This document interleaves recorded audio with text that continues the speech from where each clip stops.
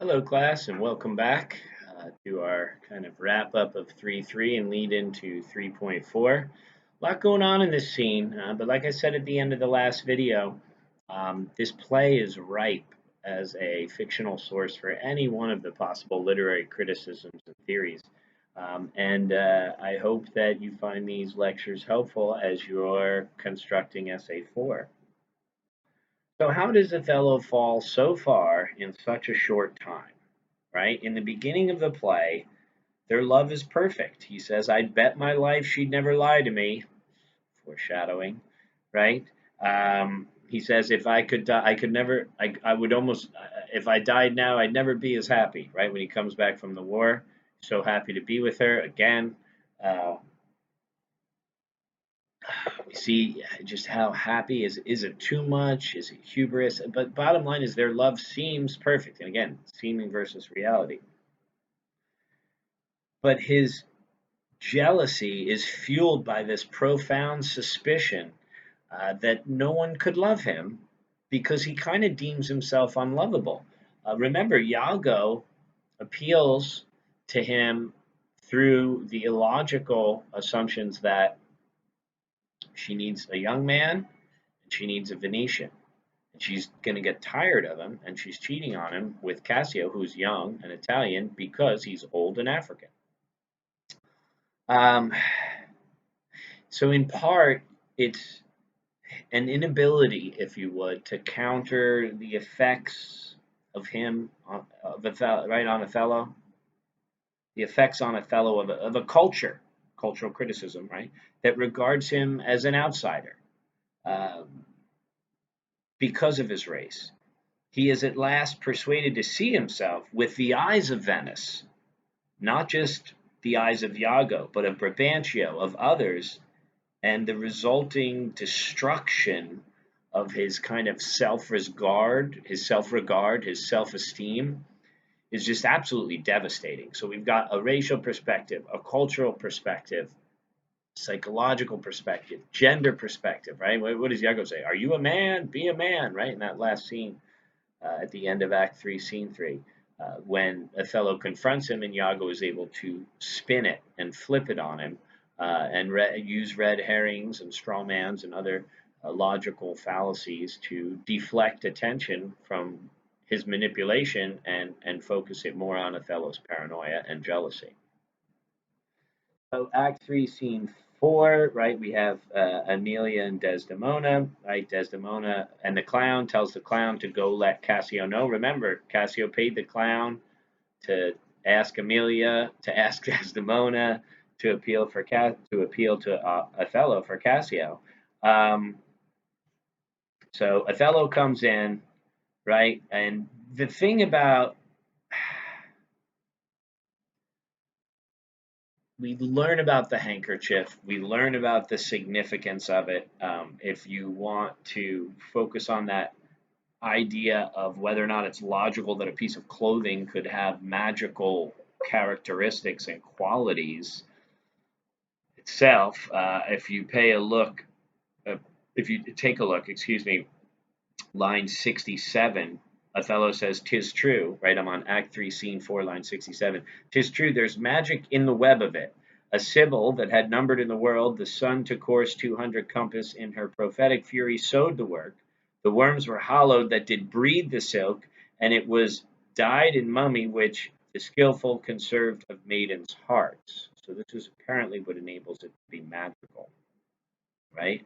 Uh, Desdemona says, well, if it's that powerful, again, she kind of creates a red herring, right? Well, then I wish I'd never seen it. Why'd you even give it to me then? Which is, to me, okay, this is the deal. He asks her if she has it, and she says no. I don't have it on me. I think she equivocates, right? If she had just answered the question honestly, and this is what they mean when they say little lies ruin your ethos.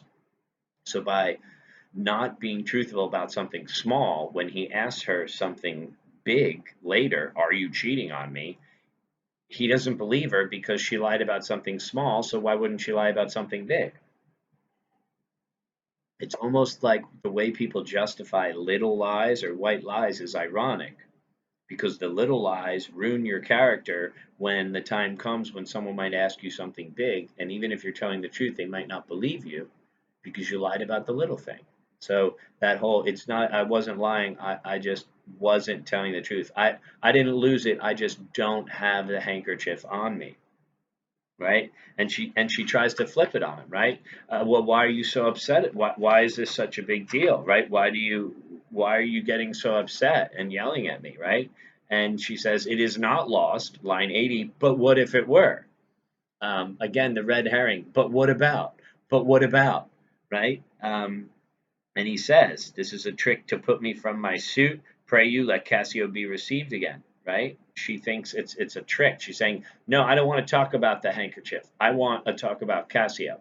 Now, again, he wants to talk about the handkerchief. So when somebody says, I don't want to talk about something, right? He says, I don't want to talk about Cassio. I want to talk about the handkerchief. And the other person says, well, no, I want to talk about this. So we're going to talk about this. Opposite of Rogerian strategy.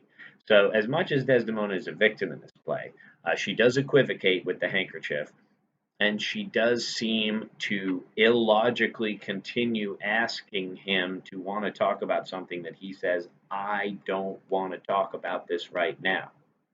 Doesn't seem logical for her to continue.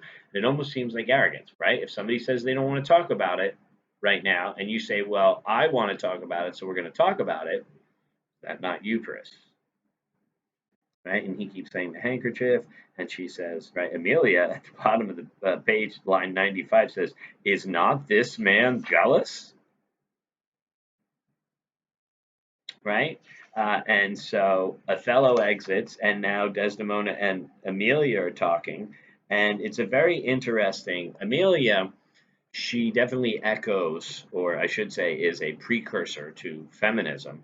Um, and there's a couple quotes in this play that are really, really important. And one of them, right at the top of page 180, if you're reading the book like I am, Act 3, Scene 4, line 95. I never saw this before, says Desdemona. Sure, there's some wonder in this handkerchief. I am most happy in the loss of it. She's saying, I'm glad it's gone, right? Because she doesn't want to have something that has those spiritual powers.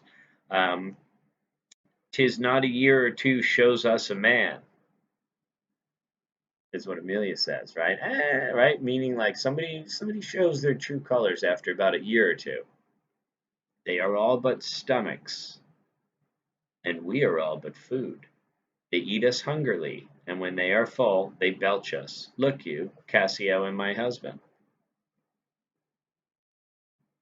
'Tis not a year or two shows us a man. And I think it could just be a person, right? When you think about relationships, they call it the honeymoon phase. And then when you really start to get to know someone, is it a year or two later? That's why when people rush into relationships, rush into marriages, it's the opposite of patience. When you act rashly as opposed to being patient. So, as the scene continues, uh, Iago recognizes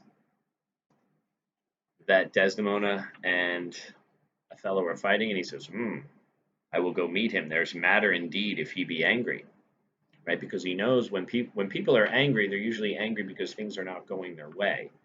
And a lot of times people are more likely to act illogically if they're really, really angry or really, really sad. So he recognizes that on line 134, right? And Desdemona says, please go talk to him. Again, not realizing how Iago is not advocating for her, but again, it's just playing into his hands. So we go back to Amelia and Desdemona, and Amelia is telling Desdemona, I'm certain that your husband is jealous, right? And Desdemona says, I never gave him cause. Line 152. And Amelia, and this boy, does this sum up jealousy? So, yet another really important Amelia quote. She's a very good character to analyze in this play. She says, line 153, but jealous souls will not be answered so. They are not ever jealous for the cause, but jealous for their jealous. It's a monster begot upon itself, born on itself. So remember, we have Iago's quote earlier to Othello, My lord, beware of jealousy. It is the green-eyed monster that doth mock the meat it feeds on. And she says it is a monster begot upon itself, born upon itself. And she says, heaven keep the monster from Othello's mind. And Amelia says, lady, amen. So, and then at the end of the scene, we kind of see the jealousy between Bianca and Cassio because uh, save you, friend Cassio, and he says, "What make you from home?" Et cetera, et cetera. So